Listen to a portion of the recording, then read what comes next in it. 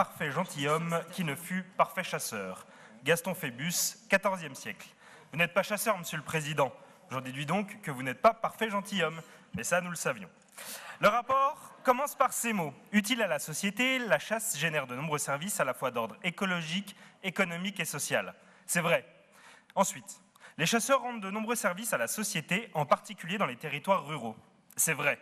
Enfin, les chasseurs jouent un rôle primordial dans la gestion de la nature, mais aussi de la ruralité, en participant au dynamisme de nos campagnes et à la préservation des paysages. Monsieur le Président, c'est 3 fois vrai. C'est si vrai d'ailleurs que c'est du Front National dans le texte. Sur ce sujet comme sur d'autres, vous nous rejoignez, il était temps. Et pourtant, longtemps, les chasseurs ont été méprisés en France, et particulièrement dans notre région par la précédente majorité. Cette dernière, il est vrai, était alors empêtrée dans ses alliances politiciennes avec les écologistes, courroie de transmission des associations de Khmer vert, ces idéologues qui, pour reprendre les mots de M. Meunier en commission, se comportent comme de véritables ayatollahs. Les temps changent, malheur aux vaincus. Néanmoins, si nous approuvons la mise en place de ce rapport et le changement de paradigme qu'il révèle, il y a plusieurs problématiques auxquelles il ne répond pas. Tout d'abord, le budget alloué est trop faible. Moins de 3 millions d'euros sur 3 ans pour toute la région, c'est trop peu.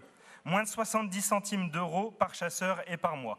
C'est trop peu et cela laisse la désagréable impression que ce partenariat a pour but de séduire une catégorie de la population plus que celui d'engager une politique efficace de long terme.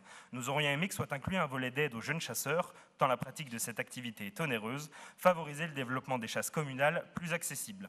Vous n'avez pas consulté les chasseurs sur le projet de l'autoroute A45, mais l'association LPO, oui. C'est un fâcheux oubli, n'est-ce pas, Monsieur le Président ? D'autant plus que, non seulement utile, la chasse est même indispensable à la société.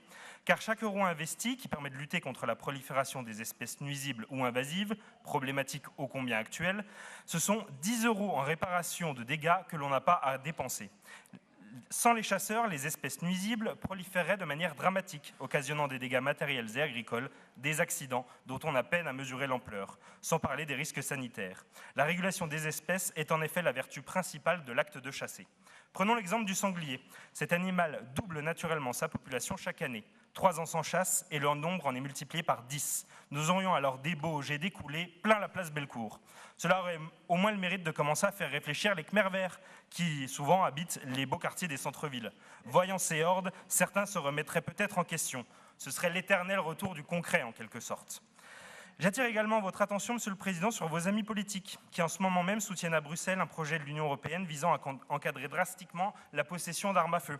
Comptez-vous les raisonner? Comptez-vous protéger réellement les chasseurs des idéologues de tout poil et par la même occasion les tireurs sportifs? Ce plan est intéressant, mais il est encore timide, budgétairement et politiquement.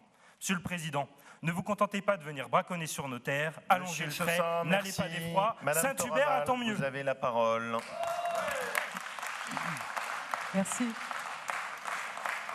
Merci, Monsieur le Président. Monsieur le Président,